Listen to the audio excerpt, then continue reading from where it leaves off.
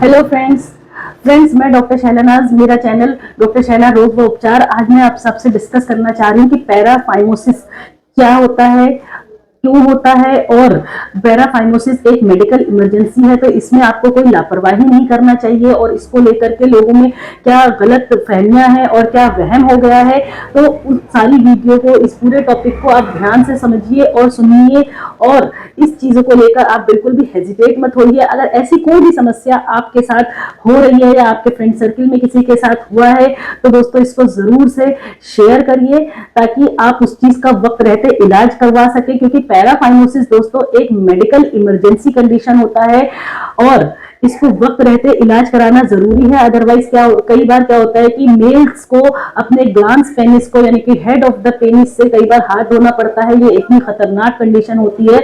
और आप गलती में क्या करते हो कि लापरवाही में गूगल पे, यूट्यूब पे या फ्रेंड सर्कल से डिस्कस करके किसी तरह के एंटीबायोटिक वगैरह का ट्रीटमेंट खुद ब खुद लेते रहते हो और उस बीमारी को आप ज्यादा बढ़ा देते हो। तो दोस्तों मैं आज आपको बताऊंगी पैराफाइमोसिस क्या है और उसके कारण क्या है। दोस्तों आपको मेरी वीडियो पसंद आए तो जरूर से लाइक और शेयर करिए, मेरे चैनल को जरूर सब्सक्राइब करिए, डॉक्टर शैला रोग व उपचार। दोस्तों मुझे आपके सब्सक्राइब की बहुत ज्यादा जरूरत है, आपके सपोर्ट की बहुत ज्यादा जरूरत है। दोस्तों आपका कोई सवाल है तो आप मुझे कमेंट करके ही पूछ सकते हो। तो शुरू करते हैं वीडियो से। सबसे पहले दोस्तों पैराफाइमोसिस बताने से पहले आपको पता होना चाहिए फाइमोसिस किसे कहते हैं। तो दोस्तों जो पेनिस होता है उसका जो आगे का पार्ट होता है जिसे हम ग्लांस पेनिस कहते हैं, तो ग्लांस पेनिस की जो स्किन होती है वो टाइट हो जाती है। टाइट होने की वजह से अगर हम उसको पीछे रिट्रैक्ट करते हैं, पीछे की तरफ खींचते हैं, तो वो पीछे नहीं होती है। तो इस कंडीशन को हम कहते हैं टाइट स्किन और फोर स्किन का होना। ग्लांस पेनिस की फोर स्किन का टाइट हो जाना, वो पीछे रिट्रैक्ट नहीं हो, इस कंडीशन को हम फाइमोसिस कहते हैं। अब बात आती है पैराफाइमोसिस किसे कहते हैं। दोस्तों पैराफाइमोसिस जो आपकी फाइमोसिस होती है वो बहुत ज्यादा नहीं होती है। तो क्या होता है कि जो आपका फाइमोसिस बहुत ज्यादा नहीं होती है, तो क्या होता है यहाँ पे एक प्रिक्यूशियल रिंग, एक आपकी ग्लांस पेनिस के ऊपर ही एक रिंग पाई जाती है जिसे हम प्रिक्यूशियल रिंग कहते हैं। तो जब हम इसको पीछे की तरफ करते हैं, जो आपकी ग्लांस पेनिस की फोर स्किन है उसको हम पीछे रिट्रैक्ट करते हैं, तो वो पीछे रिट्रैक्ट हो जाती है और वहां पे एक प्रिक्यूशियल रिंग फॉर्म हो जाती है, एक छल्ला टाइप का बन जाता है पूरे पर, और वो टाइट प्रिक्यूशियल रिंग होती है जिसकी वजह से जो वहां का कंस्ट्रिक्शन होता है, कंस्ट्रिक्शन होना शुरू हो जाता है, जिसकी वजह से जो आपका ग्लांस पेनिस का हेड ऑफ द पेनिस होता है, यानी ग्लांस पेनिस होता है, उस पे स्कारिंग या तो फिर आपका नेक्रोसिस होना शुरू हो जाता है, क्योंकि जो वीनस सप्लाई है वो अच्छे से नहीं हो पाती है, कंस्ट्रिक्शन हो जाता है, प्रिक्यूशियल रिंग टाइट होना शुरू हो जाती है और वो एक टाइम को इतना ज्यादा टाइट हो जाती है कि वहां पे वीनस सप्लाई अच्छे से नहीं पहुंच पाता है, तो ग्लांस पेनिस का स्कारिंग और नेक्रोसिस होना शुरू हो जाता है। दोस्तों ये इसीलिए मेडिकल इमरजेंसी है इसमें, क्योंकि कई बार किसी किसी मेल्स को अपने ग्लांस पेनिस से हार्टबीट होना पड़ता है, वो नेक्रोज हो जाती है, काली पड़ जाती है, डेड हो जाती है, तो उसको काट के निकालना पड़ता है। वक्त रहते अगर आप इसका इलाज कराओगे तो कई बार डॉक्टर इसको मैन्युअली रिड्यूस करने की कोशिश करता है। अगर मैनुअली रिड्यूस नहीं होता है तो फिर मेल पेशेंट जो कि 60 इयर्स के ऊपर एज होती है उनमें डोर्सल स्लिट करके, यानी कि कट लगा करके उसको रिड्यूस करते हैं। लेकिन कई बार क्या होता है कि डोर्सल स्लिट में एक दिखाई देता है, वो भद्दा दिखता है, लुक वाइज अच्छा नहीं दिखता है, तो यंगर पेशेंट्स में, जो एडल्ट पेशेंट होते हैं, उनमें ये प्रोसीजर नहीं करते हैं, क्योंकि शादी के बाद या आप जब सेक्सुअल एक्ट कर रहे हो तो उस समय वो देखने में बहुत भद्दा लगता है। तो इसलिए ऐसे पेशेंट्स में, जो एडल्ट होते हैं, उनमें जो बेस्ट इसका ट्रीटमेंट है, चॉइस ऑफ ट्रीटमेंट है, वो है आपका सर्कमसिजन। अब ये होता क्यों है? होने का कारण है एक्सेसिव मास्टरबेशन, या तो फिर आप फर्स्ट टाइम सेक्सुअल एक्ट कर रहे हो शादी के बाद, या आपने सेक्सुअल एक्ट किया और उस समय वो जो आपका प्रिक्यूशियल रिंग था, वो आपका जो ग्लांस पेनिस का फोर स्किन था वो पीछे रिट्रैक्ट हो गया और वहां पर एक रिंग जैसा बन गया, प्रिक्यूशियल रिंग जैसा बन गया वहां पर, और वो फिर वहीं पर ऐसे ही अटक गया और वो कंस्ट्रिक्शन होना वहां पर शुरू हो जाता है। तो उस समय ऐसा होता है ड्यूरिंग सेक्सुअल एक्ट या ड्यूरिंग मास्टरबेशन, एक्सेसिव मास्टरबेशन के समय। और दोस्तों ये इतनी सीवियर कंडीशन होती है, इतनी इमरजेंसी कंडीशन होती है, क्योंकि ये बहुत पेनफुल होता है, इसमें पेनफुल इरेक्शन होता है। पेन होने की वजह से, सीवियर पेनफुल इरेक्शन होने की वजह से प्रीमेच्योर इजैकुलेशन भी हो जाता है कई पेशेंट, क्योंकि पेन बर्दाश्त नहीं होता है तो इजैकुलेशन भी प्रीमेच्योर हो जाता है।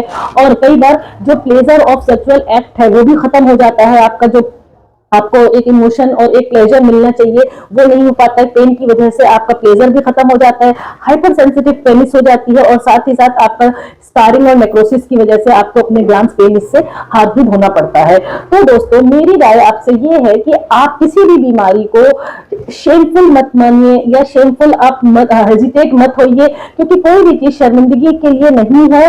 आप उस चीज को अपने डॉक्टर से डिस्कस करिए, क्योंकि वक्त रहते इसको आपके मेन पार्ट को ग्लैंड्स पेनिस को बचाया जा सकता है ट्रीटमेंट करके, उसका सर्कमसीजन करके या तो फिर मैन्युअली रिड्यूस करके। जो भी डॉक्टर को चॉइस सही लगेगी वो डॉक्टर आजमा करके उसको करके ट्रीटमेंट करके आपको सही करेगा। कई लोगों में एक मिथ होता है, वो ये कि वो गूगल करते हैं या तो फिर अपने फ्रेंड से डिस्कस करते हैं, और गलती क्या करते हैं, ये जो पैराफाइनोसिस है इसमें आप सिप्लॉक्स एंटीबायोटिक या पेन किलर वगैरह लेकर के उसको ठीक करने की कोशिश करते हैं। और दोस्तों ये इतनी इमरजेंसी कंडीशन होती है कि इसको 1 से 2 दिन के अंदर ही ये कंडीशन बढ़ जाती है, नेक्रोसिस हो जाती है, और आपके साथ एक ऐसा एक्सीडेंट हो जाता है जिसमें कि आपको पार्ट को खोना भी पड़ सकता है। तो इसमें आप सिप्लॉक्स या एंटीबायोटिक या किसी तरह का स्टेरॉइड वगैरह का ट्रीटमेंट ना लें, क्योंकि ये जो ट्रीटमेंट है ये सिर्फ फाइमोसिस, बेलेनोप्रोस्थाइटिस या बेलेनाइटिस के लिए तो ठीक है कि आपका ट्रीटमेंट से, एंटीबायोटिक से, एंटी इंफ्लेमेटरी ड्रग से, एनाल्जेसिक से ठीक किया जा सकता है, लेकिन पैराफाइमोसिस को सिर्फ और सिर्फ सर्कमसीजन से ही ठीक किया जा सकता है। और वक्त रहते अगर आपने इलाज किया तो इसको 100% ठीक किया जा सकता है। अगर फर्स्ट टाइम आपका पैराफाइमोसिस हुआ है और वो मैन्युअली रिड्यूस होकर के ठीक हो गया है तो अच्छी बात है, लेकिन अगर बार सेकेंड टाइम आपको पैराफाइनोसिस हुआ है और मैन्युअली रिड्यूस करने से नहीं हो रहा है तो दोस्तों जो चॉइस ऑफ ट्रीटमेंट है वो सर्कमसीजन है। अब एक चीज आती है टाइट प्रीप्यूशियल रिंग। दोस्तों क्या होता है कि जब हम ग्लैंड्स पेनिस की जो फोर स्किन है उसको पीछे करते हैं तो वहां पर आपका प्रीप्यूशियल रिंग बन जाता है, और वो स्किन जो होती है वो पीछे रिट्रैक्ट हो जाती है और फिर वो आगे नहीं आती है। लेकिन कभी कभी क्या होता है, ड्यूरिंग इरेक्शन के समय, ड्यूरिंग सेक्सुअल एक्ट के समय कई बार क्या होता है कि ये जो ग्लैंड्स पेनिस की स्किन है वो पीछे नहीं जाती है। देन डॉक्टर को इस समय पे कई बार पार्शियल सर्कमसीजन या स्टेटनर सर्कमसीजन करके उसको ठीक करना पड़ता है, और ये एक ट्रीटेबल डिजीज है। इसको अगर वक्त रहते ट्रीटमेंट मिल जाए तो ये पूरी तरह से ठीक रहता है और फिर आप आगे की जिंदगी बहुत अच्छे से और सुखद वे में बिता सकते हो। तो दोस्तों मेरा सिर्फ being a lady, being a doctor, मेरा सिर्फ ये वीडियो बनाने का एक पर्पस था, वो ये कि आप मेल्स किसी भी बीमारी को लेकर के आपके किसी भी मेन पार्ट को, बॉडी के मेन पार्ट को एक सेक्सुअल एक्ट के समय या मास्टरबेशन के समय अगर आपके इस तरह की समस्या पैदा हो रही है, प्लीज उससे आप शर्माए नहीं, प्लीज उससे आप हेजिटेट नहीं हो। आप वक्त रहते डॉक्टर के पास जाएं और उसका ट्रीटमेंट लें, घर में डिस्कस करें। प्लीज दोस्तों डिस्कशन सबसे इंपॉर्टेंट चीज है। आप खुद ब खुद गूगल या यूट्यूब मत करते रहिए। कई बार उस चीज को लेकर के आपके साथ कुछ ऐसे अनहोनी हो जाती है कि शायद आपने कभी सपने में भी नहीं सोचा हो। तो प्लीज वक्त रहते ट्रीटमेंट लीजिए, हर चीज का एक इलाज है और वक्त रहते इलाज मिल जाता है तो आप अपनी सारी लाइफ अच्छे से हैप्पी गुजार सकते हो, बिता सकते हो। दोस्तों अगर आपको मेरा वीडियो पसंद आया हो तो लाइक और शेयर करें, मेरे चैनल को जरूर सब्सक्राइब करें। दोस्तों मुझे आपके सब्सक्राइब की बहुत ज्यादा जरूरत है। अगर आपका कोई सवाल है तो कमेंट करके जरूर पूछे। Thank you.